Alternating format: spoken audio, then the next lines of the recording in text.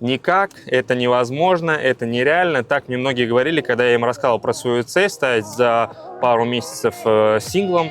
И на самом деле я вам хочу сказать огромное спасибо за эту мотивацию. Это мне давало прям реальный буст, потому что именно вот благодаря этим людям я такой типа, я сейчас вам покажу, сейчас я вам докажу, поэтому в любом случае спасибо им. Ну так что, раз вы кликнули на это видео, то, естественно, вы так или иначе хотите стать гольфистом, у которого гандикап там ниже 10, ну, по крайней мере, ниже 15. И я, на самом деле, этого хочу, потому что хоть нас, русскоговорящих гольфистов, мало, но ничто нам не мешает стать гольфистами с низким гандикапом, чтобы, знаете, мы приходили на поле иностранное, да, к нам приходили другие иностранные ребята во флайт, такие смотрели, это русские, у них у всех низкий гандикап, слушай, это прям с ними на деньги играть там еще надо подумать, поэтому в любом случае это прям классная идея, поэтому нам надо вместе прям работать над этой целью, чтобы количество переросло в качество. Ну а пока мы едем, я вообще вам расскажу, зачем становиться низким, снижать свой гандикап, становиться игроком, у которого гандикап ниже, по крайней мере, 15 уровня.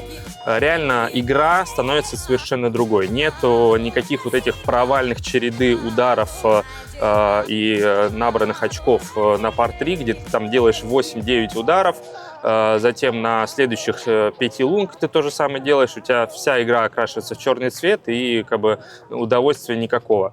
Игра становится совершенно другой. Если какая-то фатальная ошибка, дабл-боги, ну, в крайнем случае трипл-боги. Я не говорю, что нету лунок, где у тебя не будет там условно 8 ударов на пар-3. Бывает такое. Но так или иначе не бывает этой серии ударов, когда ты все время делаешь вот эти дабл-боги, дабл-пары и так далее и тому подобное. Ну и, соответственно, и детали начинаешь подмечать какие-то интересные, которые раньше вообще не подмечал. Да, возможно, игра становится не такой эмоциональной. Но на самом деле зачем нам вот этот садомазохизм, когда ты делаешь несколько дабл-паров подряд, потом делаешь каким-то образом бёрди, и даже этому бёрди не радуешь, потому что, ну, что было до этого? Из дальних тим можешь поиграть, из чемпионских тим можешь поиграть, из ближних тим. Вообще никакой не проблемы. Я, на самом деле, все сейчас поля, которые я играл за 100 ударов, хочу еще раз пройти, посмотреть, как я буду сейчас еще раз заново играть. Ну вот сразу первый секрет с первых 3 минут. Чтобы выполнить эту историю, надо в первую очередь поставить такую цель. Потому что если ты такую цель не поставил себе, то, собственно, и ты не понимаешь, что делать. Желательно вообще пари заключить с кем-то. Это вот реально 50% успеха. Ну, а самое главное, надо понимать, что так или иначе, давайте в другое место заедем, это всегда развитие, всегда. То есть нет такого, что ты остановился на условно 8 или там 11, 10 гандикапе и дальше не двигаешься. Постоянно ты должен что-то узнавать новое, интересоваться, что-то менять. Вот мне, например, то есть я там достиг какого-то уровня, но это не значит, что, например, я доволен своей игрой на короткой игре или на моем драйвере. Постоянно я должен улучшать, что-то менять, да, с болью, да, это неприятно, когда ты полностью, например, для стабильной игры меняешь полностью свой свинг. Да, это в какой-то момент ты думаешь, я разучился вообще играть. Но потом все стабилизируется, все нормально, это надо просто период пройти. Ну, а как вы понимаете, мы сейчас приехали не на драйвинг рейндж, и первый секрет будет заключаться именно в этом здании. Пойдемте. Да, как это ни странно, это комната именно с тренажерами. И многие сейчас скажут, да зачем нам этот зал, я и так хожу у себя дома. И на самом деле я вас отлично понимаю, потому что я сам также абсолютно точно так же думал. И поэтому я вообще не понимал, как вот это вот все может отразиться на слайсе на драйвере или там 3 патах на грине, которые, собственно, приносят ошибки, там короткая игра и так далее и тому подобное. Поэтому в этом плане я вас отлично понимаю. Но познакомился я тут недавно с одним человеком. И грубо говоря, сейчас я расскажу историю, что до него у меня счет держался примерно в районе там 90, 95, 92, 93. Было иногда 105, было иногда 87, но в целом счет держался именно в этом диапазоне, и я в целом никак не мог понять, почему это происходит. Это происходило у меня все лето, у меня было, как я опустился до 15 гандикапа, так у меня и понижался. И в целом я вообще не понимал, как это исправить. Потому что бывало такое, что счетную карточку открываешь, нормально начинаешь, потом какой-то провал, который идет 6 лунок, а затем, соответственно, потом выравнивание какое-то. И ты не понимаешь, а как вот, что произошло. После того, как я позанимался с этим человеком, у меня резко счет опустился ровно на 10 ударов. Сейчас он у меня держится стабильно в районе 80, 84, 83, 86. 80, 79. И это на самом деле супер. Поэтому встречайте, Александр Заславский. Саша, ну скажи в двух словах, вообще кто ты, откуда ты, чем ты вообще занимаешься, что ты за специалист такой, как у тебя профессия называется? Давай с этого начнем. Я дипломированный специалист кафедры спортивной медицины и медико-социальной академии по реабилитации город Москва. Мгм. То есть я занимаюсь рефлексами, постуральными, провокативным управлением миофасциальными цепями и реабилитацией двигателей. Мгм. Мгм. Вот. В гольф я как пришел, мне удалось поработать с мастером спорта по гольфу, с Георгием. Мгм. Вот. И в индивидуальной работе мы выявили то, что постуральные рефлексы и их регуляция позитивно сказываются на КПД в свинге в гольфе.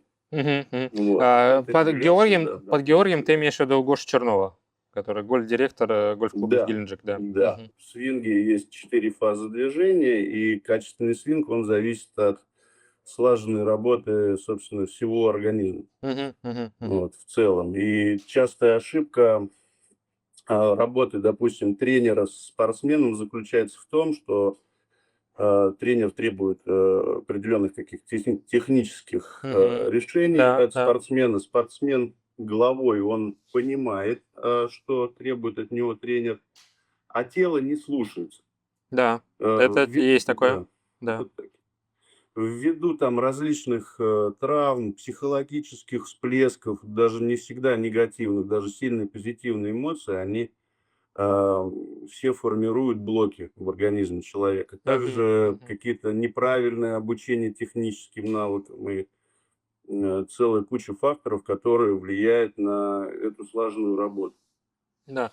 Вот сейчас вот у нас появляются кадры, как вот ты занимался со мной, да, то есть что конкретно ты делал вот в данной ситуации? То есть мы там, вот в первое занятие твое, вот я когда к тебе пришел, ты на меня посмотрел и начал вот что-то делать вот здесь, вот расскажи, пожалуйста, вот по как бы чуть-чуть по-научному, что ты проверял и к чему ты, к какому выводу условно приходил?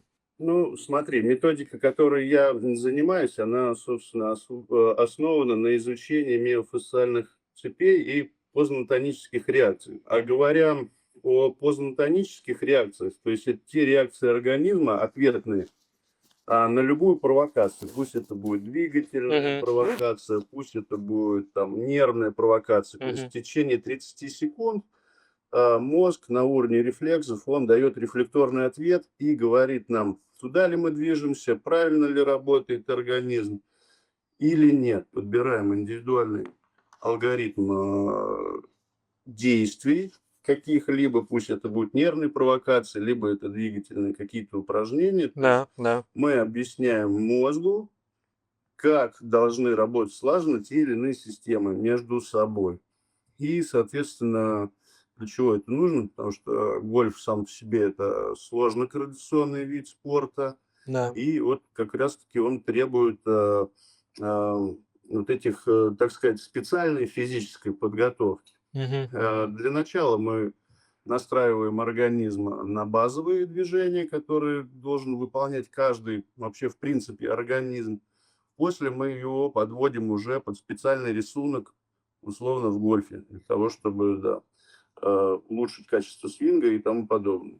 То есть, грубо говоря, есть несколько стадий, да. В первую очередь это вот баланс тела, по крайней мере, то, что вот я по себе ощутил, когда начал с тобой заниматься. После двух с тобой тренировок, когда я вышел на поле, у меня не было вот этих провалов, когда ты делаешь огромное количество ошибок, непонятно почему. И я, собственно, тебе пришел к этому, что у меня почему-то тело отрубается в середине раунда, а в конце Я все, я потом иду на драйвинг рейндж и лучше бил, чем когда-либо просто-напросто. Потому что или там на последней там 17-18 лунке тело, вот я чувствую, что она начинает работать так, как надо. Хотя почему она не работала предыдущие 6 лунок, непонятно.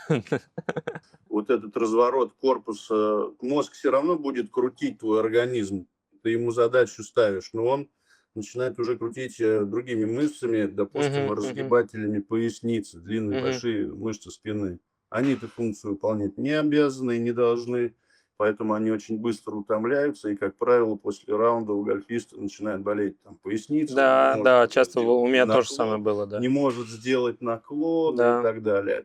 Есть и разминочные комплексы, есть заминочные комплексы, есть реабилитационные комплексы, есть специальные, ну, там, Все эти комплексы, они как бы не предполагают того, что ты час занимаешься там условно этим. То есть это вот у меня разминочный комплекс, который ты мне поставил, да, это вот ряд упражнений, которые вот мы сейчас на кадрах можно видеть, это просто, ну, 10-12 минут от силы, вот максимум, мне кажется, там 15, может быть, если есть время. Дальше да, какие-то последующие какие-то вещи, при этом они не требуют особо зала, да, как такового, да, инфраструктуры, да, то есть не надо ехать там в ваш фитнес-клуб, да, чтобы перед игрой размяться. Достаточно дома просто на коврике это как-то поделать, либо в гольф-клубе, если есть для этого место. совершенно верно. Ну, все привыкли, что, ну, общее такое название ЛФК, там, или специальная физическая подготовка, вот она требует там длительной работы, постоянства и Мгм, тому мгм. подобное. Здесь немножко по-другому история устроена, да, то есть ты снимаешь вот эту ошибку с головы неврологическую, организм дает мгновенную реакцию, то есть это происходит сразу. Да, да, да, да. Два момента подчеркнул. Ты когда начал со мной заниматься, ты сказал одну вещь, которую я такой, так, в этом что-то есть. Потому что, поверь, сначала к этому относился как условно плацебо, да, вот есть такая история, что вот там ходил в зал, все, как будто бы размялся, и только головой думаешь, что все нормально. И ты сказал такую вещь, такой, так, а ты дро перестал крутить, а крутишь фейд. Я так, а при этом, ну, сами понимаете, что Саша меня не наблюдал на поле, не видел, то есть мы с ним один раз просто встретились, познакомились именно в зале, вот, он не знает, как я играю и так далее, не знал, по крайней мере, не смотрел, может, ролики мои и так далее, вот, и в этот момент я такой, так, он что-то знает, он что-то понимает в этом, потому что реально так до этого, то есть у меня был период момента, когда я бил только дро, в какой-то момент и при этом я не мог бить фейд. То есть я не понимал, как это делать. То есть я головой понимал, но движение Да, какое-то было да, да, неестественное. да. Затем в какой-то момент что-то произошло, в какой-то момент я бил только фейд. Сначала думал, что это слайс, а потом оказалось, что это нормальный фейд такой, типа, и начал бить только фейд. Соответственно, у меня игра на поле становилась под фейд. То есть я всегда старался бить именно так, чтобы это был какой-то конкретный фейд. А сейчас уже более-менее, да, то есть у меня как бы уже игра стабилизировалась, да, то есть я могу и так, и сяк. То есть это в целом уже нет какой-то такой большой проблемы. Ну, играть фейдом не дро, да, условно, и я мозгом там себя Да. загоняю, пытаюсь вот себя в этот ресурс воткнуть, и вот как раз вот именно в этот момент попытки сознательной влезть в эту регуляцию, ты получаешь неврологические Мгм. проблемы, Мгм. Мгм. Мгм. да. Так И, что и последний момент, значит, грубо говоря, то есть ты уже как бы поработал со многими гольфистами, ты говорил, что условно у профессионала, да, у профессиональных гольфистов там КПД, да, результативность на поле, а именно результативность это в счете, она увеличивается там на 5-10%. У любителей эта история намного больше. То есть по себе могу сказать, что спокойно, вот после тебя скинул абсолютно спокойно 10 ударов, вот легкую. То есть не было как такового да. ужаса или там, я не знаю, каких-то моментов, что типа возвращался типа на 95 ударов, я уже не играю вот типа 95, 89 максимум, типа если там что-то Ты пошло уже, не да, в так, другой, да. в другой ранг перешел, Да, да, да, да, да, да. То есть так можно сказать. реально так сказать. И вот скажи, вот сейчас условно у нас видео выходит примерно в феврале месяце, начале февраля. февраля, может, конец января. Где ты находишься в этот момент, как с тобой, ну, соответственно, все ссылки, понятное дело, я оставлю тебе в описании на тебя, соответственно, где ты можешь тренировать, ты тренируешь и в Геленджике, и в Москве, вот когда тебя можно выцеплять, когда к тебе можно записываться. В период с ноября по апрель я условно нахожусь в Москве. Мгм. Ко мне Мгм. можно приехать в центре, в Хамовниках, Буревестники я там Мгм. принимаю Мгм. Мгм. и тренировки провожу. Также на Западе, в Красногорске, тоже туда Мгм. можно Мгм. Мгм. приехать. Мгм. Получается, мая по ноябрь мы работаем на базе гольф-клуба «Геленджик», Да, да. Где, собственно, гольф-резорт. я сейчас нахожусь. Также Я думал, зимой, также зимой, да, где ты находишься? А я в Москве. да, Поменялись немного. поменялись, да.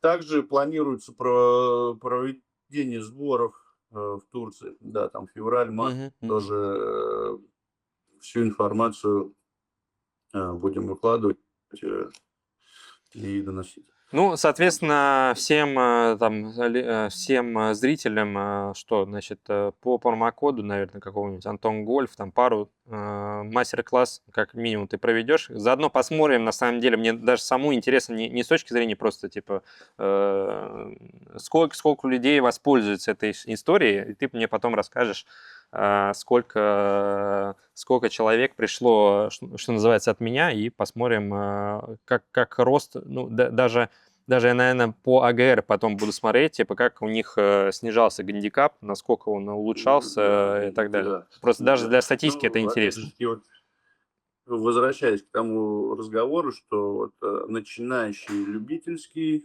спорт здесь, да, там действительно очень огромное КПД сразу взлетает. Я могу провести там бесплатно, да, там тестирование. Вот, Да, мастер-класс да, будет. да. Мгм. Мастер-класс будет самым активным. 3 тестирования я от себя там готов Супер, отлично. сделать разбор, Мгм. да, сделать разбор, дать алгоритм и посмотреть в качестве эксперимента, что будет, Мгм. Мгм. какие показатели до, какие после, и это будет всем интересно, я так думаю, Да, да. и полезно. Ну и в том числе, кроме, Ура. кроме, кроме стабильной, получается, игры, у тебя, соответственно, то есть вот есть как бы история, это стабильная игра, дальше происходит типа улучшение. Я хочу ускорить клюшку, чтобы она у меня типа летела не 100 миль в час, а 120, 117 миль в час, да, как у профессионалов, там, чтобы скорость мяча у меня была дальше, чтобы дистанция была дальше. И, соответственно, это в том числе тоже можно с тобой этим заниматься, не только конкретно с... Можно, да. То есть, ну, соответственно, проходишь подготовку. Ну, сначала все равно налаживаешь свой организм, Мгм. вот, а потом уже идешь по направлению, там, longest drive, например, да, Да. есть такой пакет специальных там упражнений, которые уже развивают именно дальность там удара Мгм. Мгм. конкретно. Саш, спасибо тебе большое. Мы, Спасибо. соответственно, сейчас пойдем дальше заниматься, дальше тренироваться. Вот. И, собственно, удачи тебе. И посмотрим, насколько у нас российские гольфисты сейчас тебе начнут названивать. Надеюсь, мы скоро тоже увидимся и Да, продолжим да, нам с тобой надо будет поработать еще. совместно Да, нормально, совместную спокойненько. работу Да. и будем тебя да, дальше развивать. Ну что, как только мы размялись, вы сами можете посмотреть, что на самом деле зал особо не нужен, да, то есть нужен обычный коврик для йоги, и дальше все эти упражнения можно делать спокойно дома. Самое главное, перед игрой, перед разминкой, перед драйвинг-рейнджем 10-15 минут не занимает очень много времени, и, собственно, ваше тело уже становится в полной боевой готовности. Вот, мы сейчас находимся в Геленджике, у нас здесь прекрасный драйвинг-рейндж, и, собственно, здесь будем сейчас говорить по поводу разных ударов. Учить я сейчас в данном моменте конкретно вас не буду, что делать не так и что надо делать так. Да? Расскажу какие-то базовые истории, которые мне в целом помогают. Если посмотреть на этот график, где я очень долго находился на 30-м гандикапе и потом резко пошел вниз. Две истории. Классический свинг это то, что вы примерно должны примерно приблизиться. То есть берете камеру, телефон ставите на штатив или просите человека другого какого-нибудь снять на драйвинг рейндж, когда вы разминаетесь. Делаете, потом берете на телефоне, есть куча разных программ для сравнивания, либо просто самостоятельно берете на компьютере, сравниваете два разных удара, свой и любого профессионального игрока, и в целом там будет плюс-минус все понятно, что вы не дорабатываете, потому что по факту мы думаем, что, например, мы закидываем достаточно широко, например, клюшку, а на самом деле, когда вы сравняете, то сравните, да, вам кажется, что вы вот так закинули, да, клюшку на очень-очень высоко, очень красиво, очень хорошо, а по факту у вас осталась клюшка вот здесь. И в целом все эти моменты нужно как бы понимать, нужно к этому прийти. И после этого вы сразу понимаете, над чем вам надо работать. То есть, когда я, соответственно, вот по этому пути пошел, потом пришел к тренеру, говорю, почему у меня один удар получается хорошо, да, он вылетает куда-то, а второй удар, это даже ударом непонятно сравнить, потому что это какой-то капок и какая-то нестабильная история. Он на меня посмотрел такой, ну, слушай, дорогой, ты играешь одними руками, что ты от этого хочешь? Естественно, у тебя это будет примерно. Потому что здесь мы начали работать над то, что надо работать всем телом, так или иначе. Это в любом случае к этому надо приходить, потому что на одних руках, да, не двигая ничего, на одних руках далеко, к сожалению, не уехать, просто потому что это достаточно нестабильная конструкция. Есть такой момент, что все говорят, что на драйвинг рейнже у меня все летит, на поле у меня не летит ничего. Все достаточно просто. Чтобы это понять, летит у вас реально на драйвинг рейнже или не летит, то мы делаем следующую историю. Мы встаем на драйвинг рейнже. Соответственно, достаточно простое упражнение. Оно как бы тренирует и менталку, и, соответственно, сам свинг. Мы выбираем цель. Вот этот белый флажочек. Выбираем квадрат, который мы, примерно круг должны, в который попасть не 5-10 метров, а ну побольше. Как будто бы это грин, типа 20, 30, 40 метров плюс-минус. Но это, что называется, сами по себе даем эту задачу. И пытаемся сделать серию ударов. Если мы делаем хороший удар, он вылетел, он полетел к цели, это 1 очко. Следующий удар 2 очка. Следующий удар 3 очка. Если так или иначе у нас какая-то произошла поломка или что-то там сломалось, или куда-то там мячик не туда улетел, соответственно, вся эта серия обнуляется. И на самом деле это очень сильно тренирует менталку. Давайте посмотрим.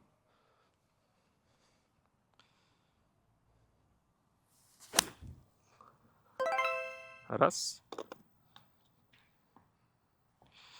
Так, один сделали, уже хорошо. Нет, этот мы убираем. 0. Обратно.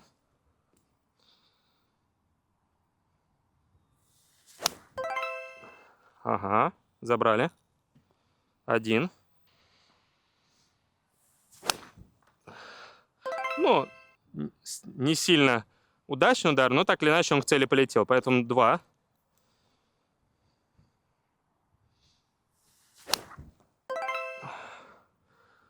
3.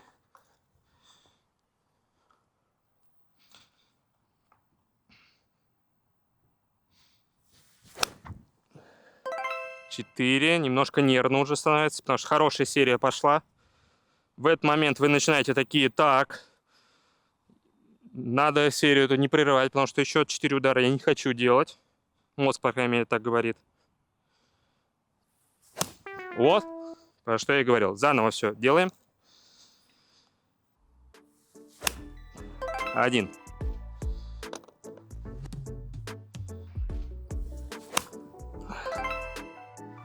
2.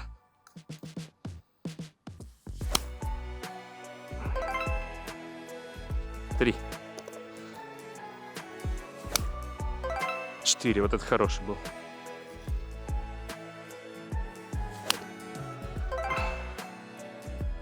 Ой, ветер его сдул хорошо. 5. Руками сыграл, но ничего, нормально. 6. Рвано, но так или иначе цель полетел. 7. То есть, грубо говоря, мы переносим себя на поле. То есть мы сейчас должны ударить на флаг, так или иначе, и каждый удар у нас становится важный. И именно из-за этого у нас как бы сейчас появляется напряжение. То есть я сделал уже 7 ударов уже подряд хороших, да. Точнее, никак. Не то, что они идеальны, они просто нормальные. Они в игре, да, нету каких-то ударов по 30 метров. Так или иначе, мячик просто остается в игре.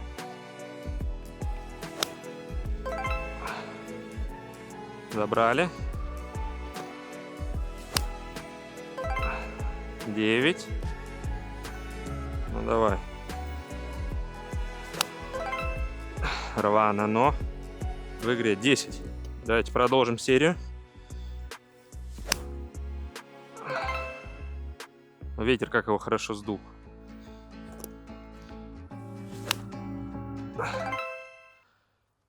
Ну, отлично. Мы сделали серию с 12 ударов хороших.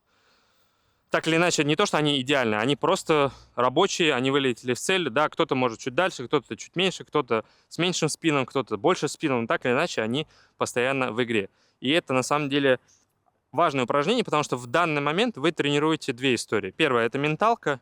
Это то, что, на самом деле, на поле достаточно важно с этим работать, просто потому что очень сложно играть под напряжением. И данная игра, она позволяет вам напряжение это создать. И в этот момент вы должны понять, что напряжение у вас будет в любом случае на гольф-поле, так или иначе, потому что там каждый удар важен, да. Это не как на драйвинг-рейнже, мы ударили плохо, взяли другой мяч и еще раз ударили. Поэтому в данном случае вы тренируете первое менталкой, вы и тренируете себя игра под напряжением. Как себя расслабить или какие-то, например, ключевые моменты вы должны понять. То есть я, например, когда пытаюсь сделать удар, я немножко напрягаю левую ногу, да, как бы говоря самому себе, что нам надо так или иначе сделать движение вперед.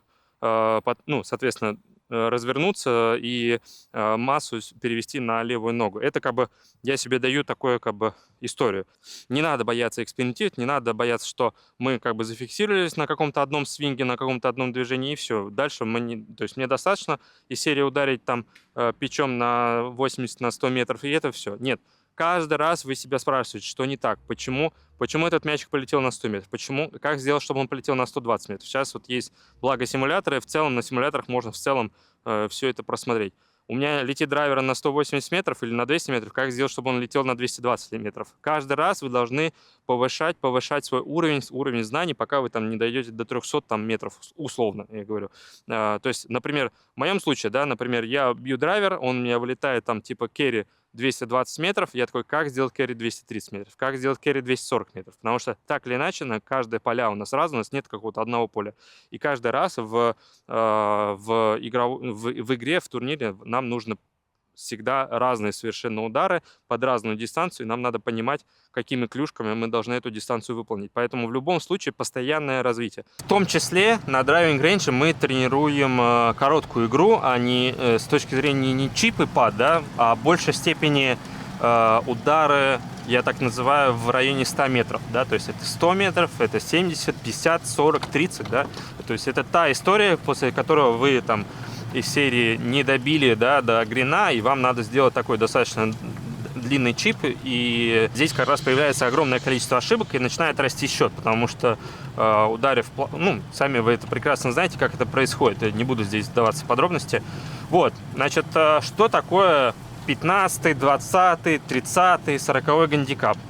Это, ну, то, что вы в среднем делаете 15, 20, 30, 40 ошибок, да, и, соответственно, если вот так вот посчитать, на самом деле это много, да, то есть вот условно, если у нас 18-й гандикап, и мы все проходим в боги, то это одна ошибка, вторая ошибка, третья ошибка, четвертая ошибка, пятая ошибка, шестая ошибка, седьмая ошибка, восьмая ошибка. Я уже здесь устал считать, да, уже долго, да, 9, 10, 11, 12, 13, 14, 15, 16 и так далее.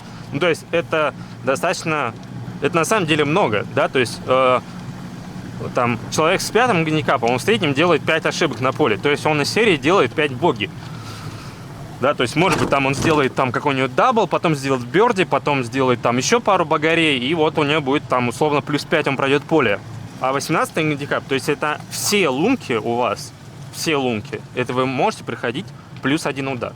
То есть, и сейчас здесь самое важное работа с менталкой и работа, собственно, с самим полем и как играть на поле, о чем я сейчас вам расскажу. В первую очередь, когда мы выходим на поле, нам, соответственно, нам надо очень хорошо снизить ожидания от нашей игры, да, то есть, конечно же, мы все хотим когда-то пройти поле в пар, но при этом очень многие гольфисты почему-то думают, что именно с первой лунки надо обязательно играть в бёрди, в пар, а если мы там сделаем дабл-боги, трипл-боги, то все, вся последующая игра пойдет на смарку. Ну так, мы сейчас с вами находимся на Геленджике, первая лунка, самая, мне кажется, одна из самых красивых таких видовых лунг на всю бухту. У нас есть счетные карточки, на самом деле это не просто так, здесь как бы есть очень много инструментов, для которых нам надо понять, как с ними работать. Значит, у меня, соответственно, 9-й гандикап, 9,9 сейчас на данный момент записи этого видеоролика. Соответственно, если там посмотреть по таблице, то полевой гандикап, с которым я буду выходить на турнире на поле, это будет 11.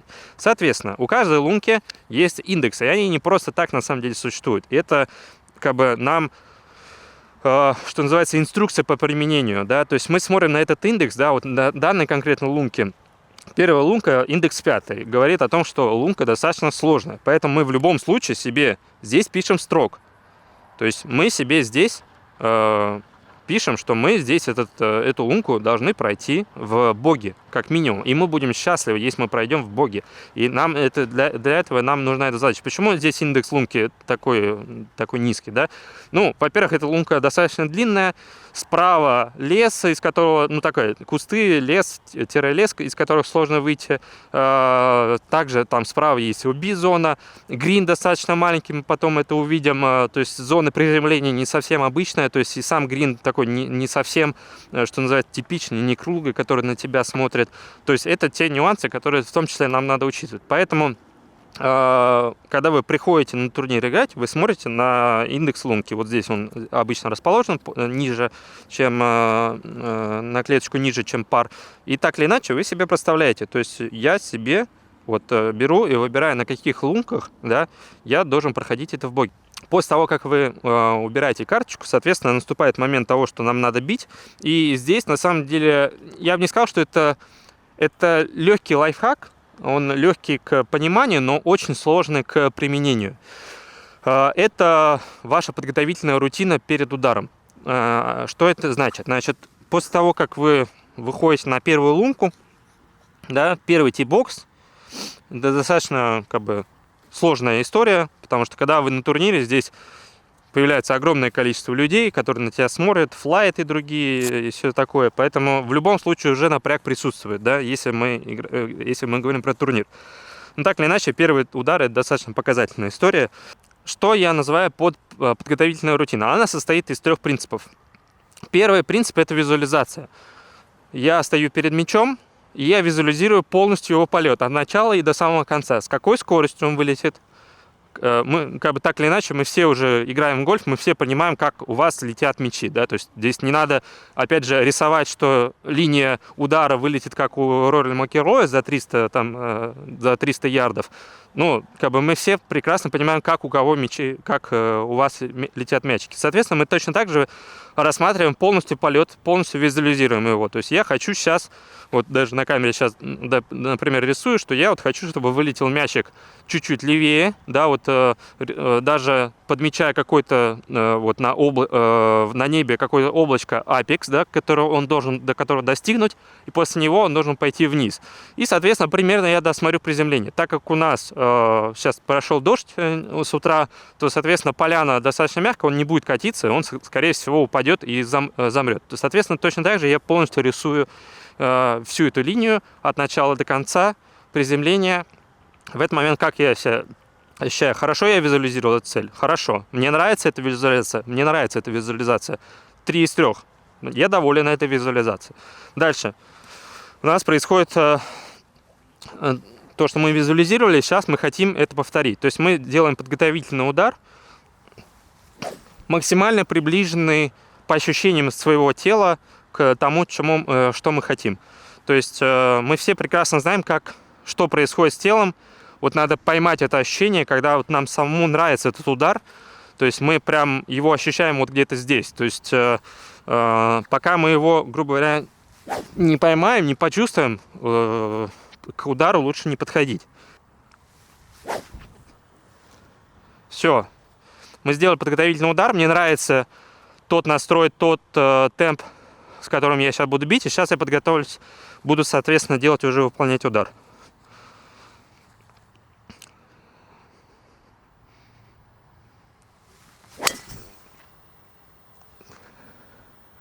Так, здесь важный момент.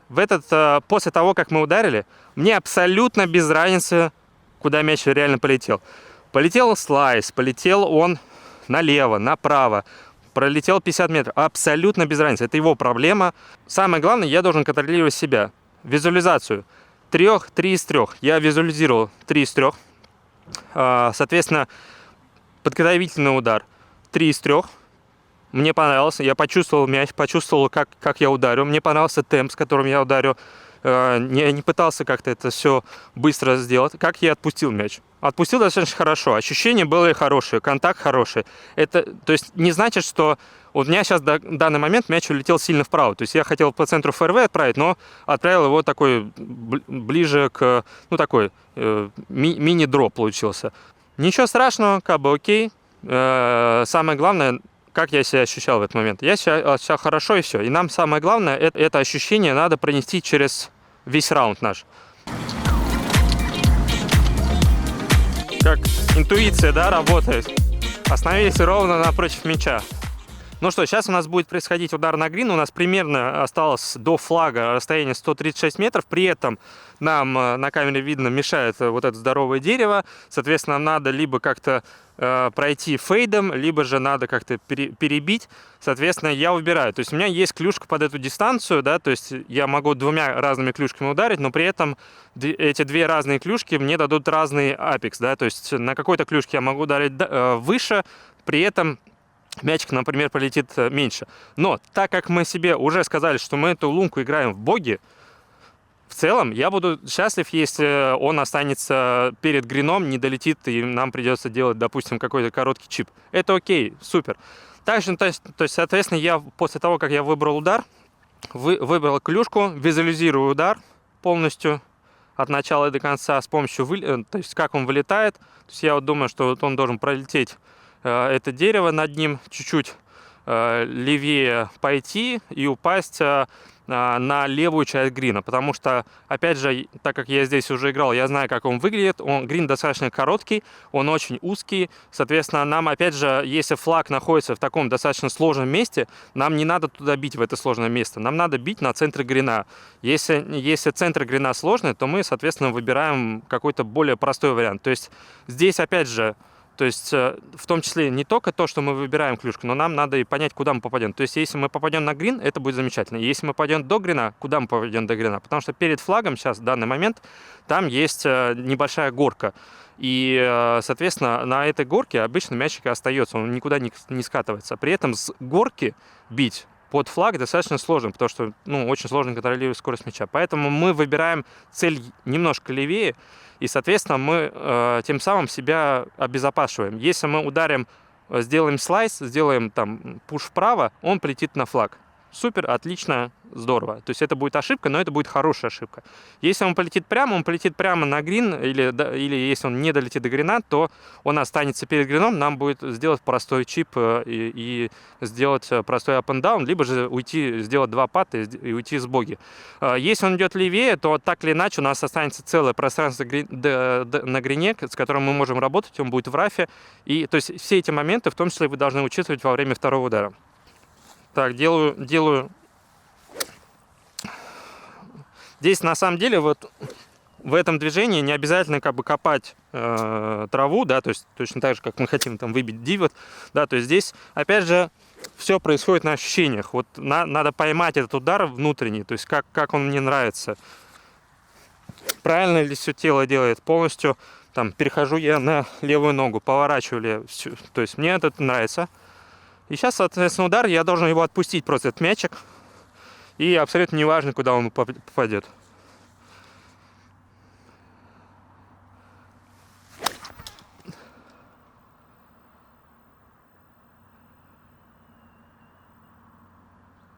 Ага.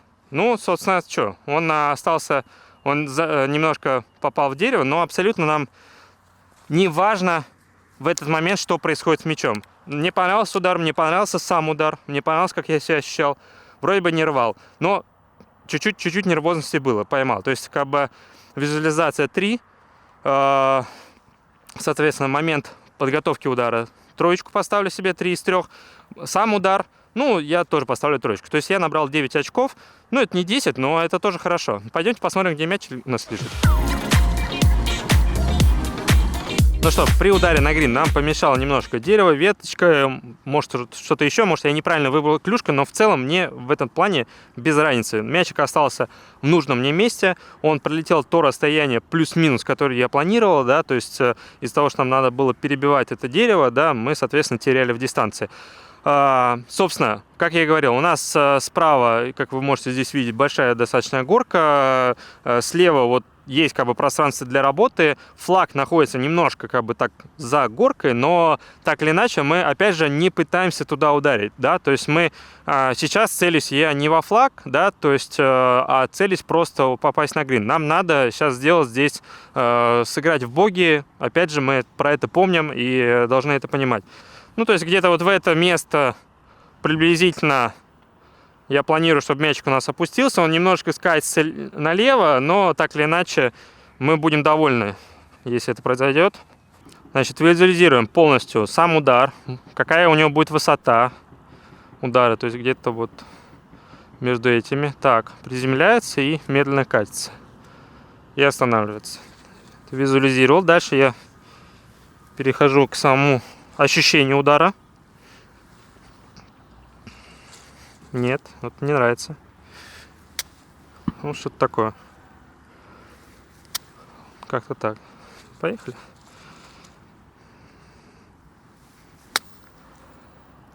Да?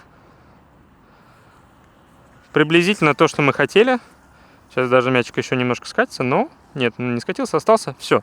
Мы довольны. Удар на грине. Это вот задачу, которую мы выполнили. И сейчас будем бить следующий удар. Четвертый удар. Раз, два, три, четыре, пять.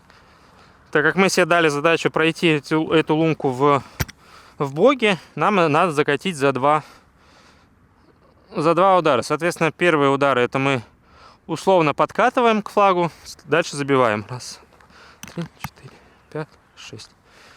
То есть у нас здесь одна задача не поймать, не прочитать идеально брейк, не прочитать там грин так, чтобы он прям точно залезет. Нам надо только по скорости. Немножко с горочки. Кстати, сегодня будет первый пад без тренировки. Здесь самое важное именно скорость.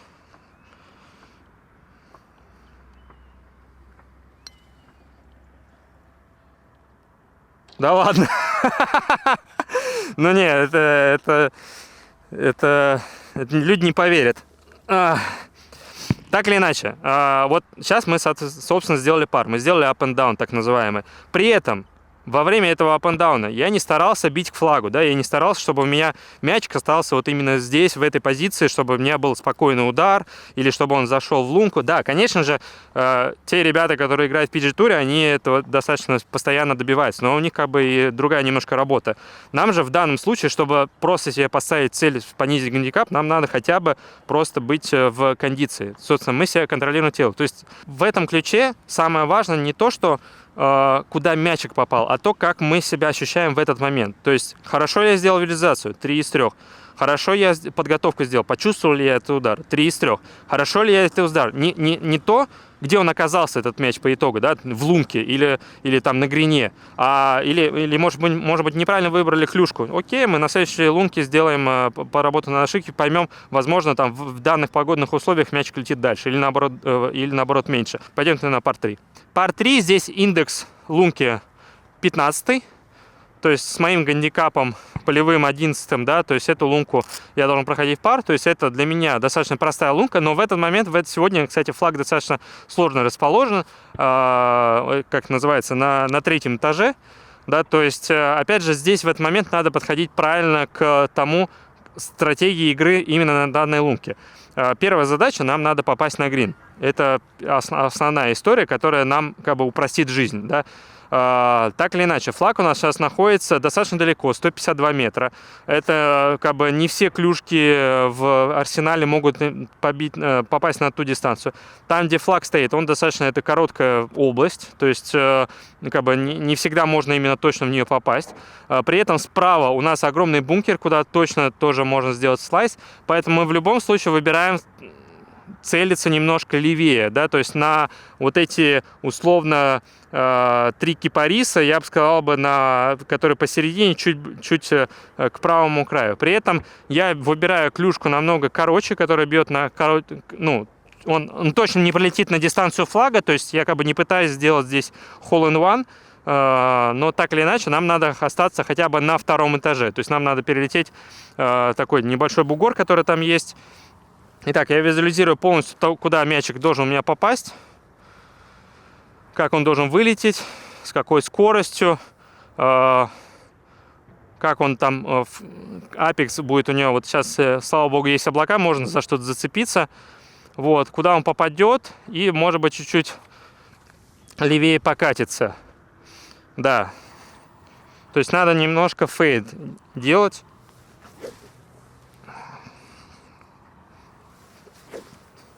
И, кстати, на пар 3 всегда ставьте мячик на тишечку. Всегда помогает.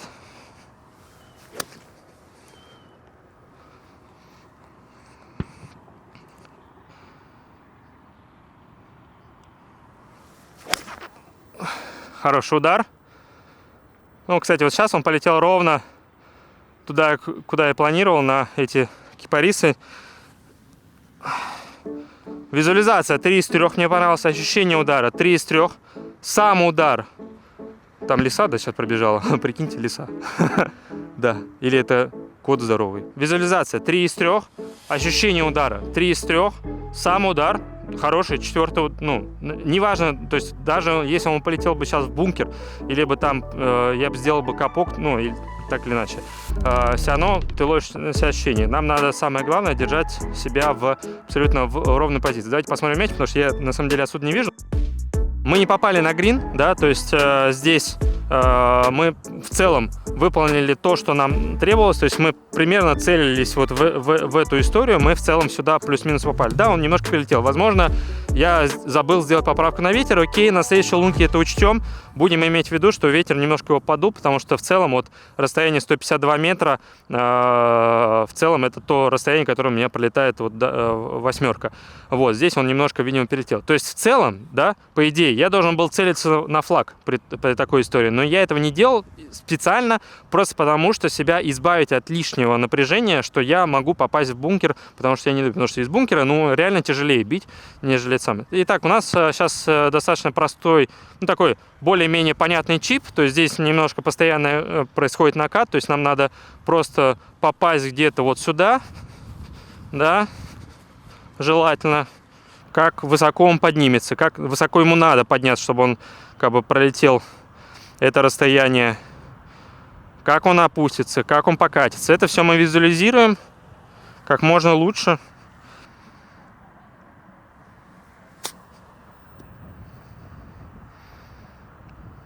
Давай. Вообще супер. Ну, на самом деле, здесь, что называется, визуализация не совпала с реальностью, потому что я не планировал попадать в RAF, но так или иначе, вот так получилось, что нам просто повезло в этот момент. Это, что называется, lucky shot, хорошая ошибка. Вот, и мячик у нас находится там. Потому что если мы попали бы на грин, я думаю, он прокатился бы дальше. Но, опять же, мы не ставили себе завышенных требований, что нам надо попасть именно сюда. Потому что если мы целились сюда, мы попали бы сюда, мячик у нас бы до сюда бы просто бы не заскочил. А так, это простой пад, который мы сейчас выполним. Сделаем up and down, опять же. Хоть это простой удар, но мы так или иначе к нему должны в любом случае подготовиться. Мы помним, как мячик катился к нему, то есть он немножко влево уходил. Вот. И опять же, без напряжения надо представить, как он прокатится. Вот она ошибка. Да, что-то, видимо, я не учел.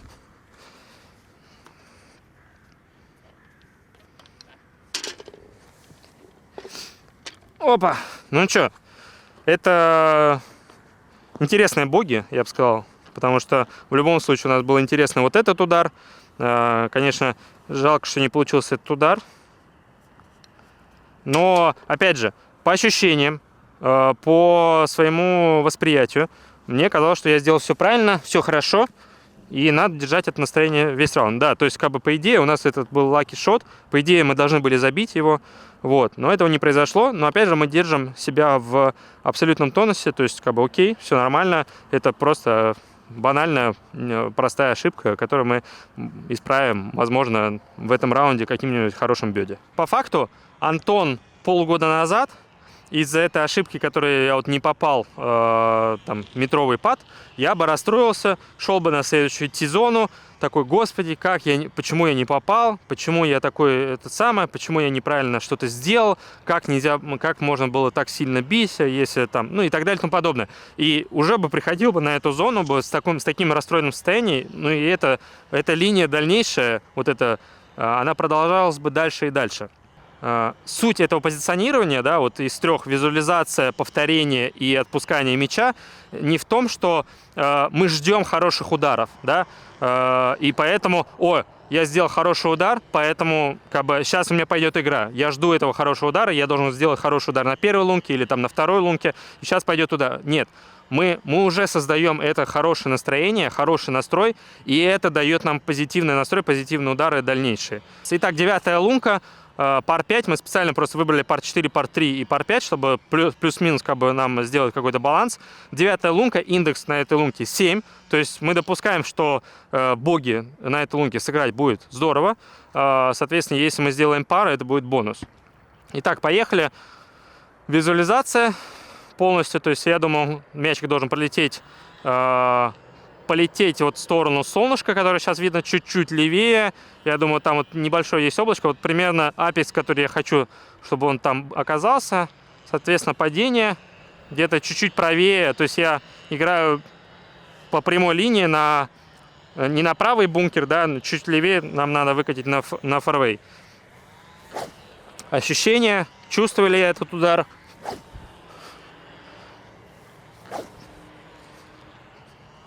И я спускаю.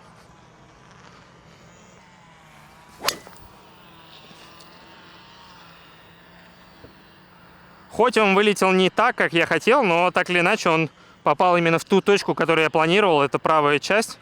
Собственно, здорово. Неважно, опять же, визуализация. 3 из 3. Повторение. Почувствовал ли я этот удар во время практики? Да, я его почувствовал. Во время самого удара что-то я чувствовал, может быть, не то, какой-то дискомфорт, может, о чем-то задумался. Вроде бы нет, ну, были какие-то мыслишки, но в целом, оцениваю этот тоже 4 из 4. Я набрал 10 очков, я молодец, пошел дальше бить следующий удар. Второй удар на пар 5. Мячик у нас находится, к сожалению, не на фэрвее, но немножко в рафе, да, то есть он чуть-чуть бы сюда бы скатился бы, скорее всего, из-за того, что он фейд пошел небольшой, то он, собственно, тыкнулся сюда и проскочил сюда. Но так или иначе, нам здесь это не важно. До флага примерно 205-210 метров, по идее, это дистанция для того, чтобы ударить вудом, подбить к флагу, попытаться сделать игл, но опять же мы эту историю не делаем. Объясню почему. Потому что, понятное дело, у каждого свое, но, по крайней мере, вот мне, например, с рафа уже не очень комфортно бить. Не с точки зрения, что я не могу сделать. Я могу это сделать удар, то есть у меня может получиться. Но так или иначе, в этой позиции, из-за того, что немножко наклона я чувствую, то есть то, что мы стоим не на ровной поверхности, да, из-за того, что это раф, из-за того, что, ну, как бы уже сложнее удар, уже повышается уровень напряженности в теле, нам его надо опустить. Нам надо, опять же, держать уровень на одном месте. Это пар 5, нам ничто не мешает просто ударить, подбив к флагу, сделать определенное расстояние, чтобы следующим ударом там оставить нам 70, 80, 90 метров, то есть до 100 метров. Вот. В целом я вот взял клюшку именно для этой дистанции. Опять же, я визуализирую полностью полет. Я хочу, чтобы он был прямой. Я целюсь где-то вот на эти 2 елки приблизительно вдалеке. Полет — это 5-й айрон, соответственно, чуть-чуть ветер нам дует с этой стороны, поэтому целиться надо даже и немножечко в сторону флага. Но так или иначе, из-за того, что он может быть отклониться на 30 метров вправо, ничего страшного не будет.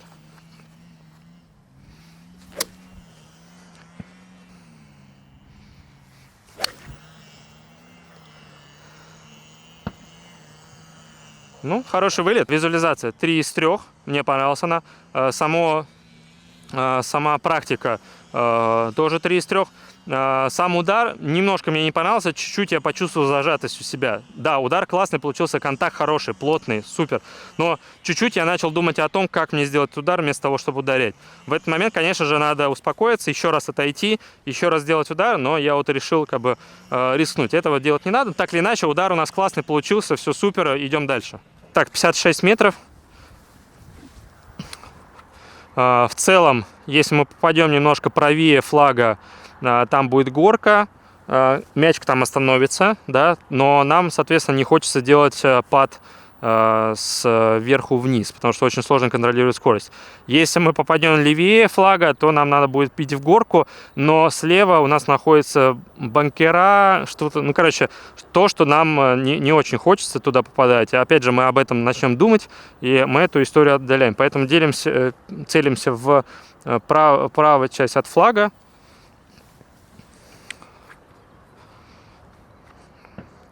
Визуализация.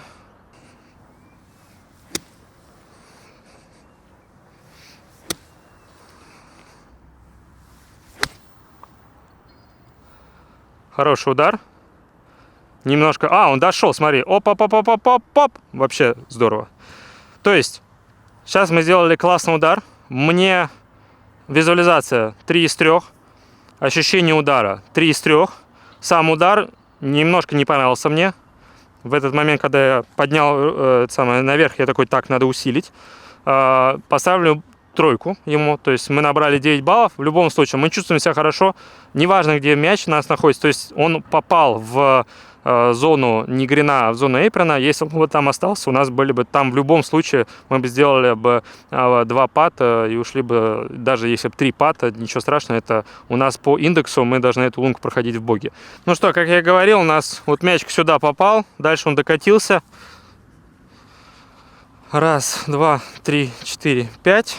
Склон у нас с этой стороны идет к морю, да, то есть надо целиться куда-то сюда. Опять же, если сделаем бёди, это для нас будет бонус. Если сделаем пар, это тоже для нас будет бонус. 1, 2, 3, 4, 5. По индексу нам надо сделать боги. Итак.